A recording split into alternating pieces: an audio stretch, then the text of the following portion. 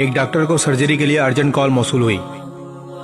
वो तेजी से अस्पताल के अंदर दाखिल हुआ और जल्दी में कपड़े तब्दील किए और सीधा सर्जरी ब्लॉक की तरफ गया। वहां डॉक्टर को बच्चे का वालिद डॉक्टर के इंतजार में परेशानी के आलम में टहलता हुआ मिला।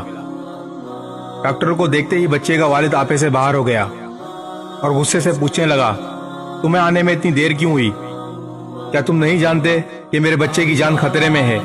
तुम्हें अपनी जिम्मेदारी का कोई एहसास है या नहीं? डॉक्टर ने मुस्कुराकर जवाब दिया, मुझे माफ करें, मैं अस्पताल में मौजूद नहीं था।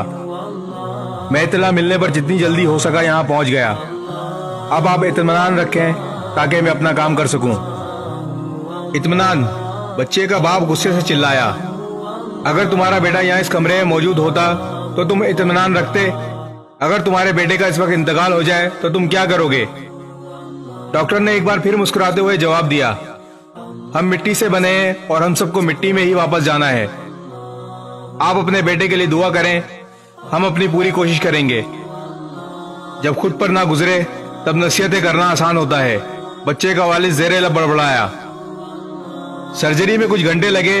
डॉक्टर खुशी से बाहर आया और वालिद को खुशखबरी दी कि आपका बेटा अब खतरे से बाहर है। जो भी सवालात हो नर्स से पूछ लें, और तेजी से बाहर की जानिब भागने लगा। वालिद ने नर्स को देखकर शिकायत की कि डॉक्टर इतना अकड़ू क्यों है? क्या ये कुछ देर रुक नहीं सकता था कि मैं अपने बेटे के मुतालिक बात कर लेता? नर्स ने आंसू से तर चेहरे के साथ जवाब दिया, डॉक्टर को जब कॉल की गई तो वो तदफीन में थे। कल एक हादसे में इनके बेटे का इंतकाल हो गया।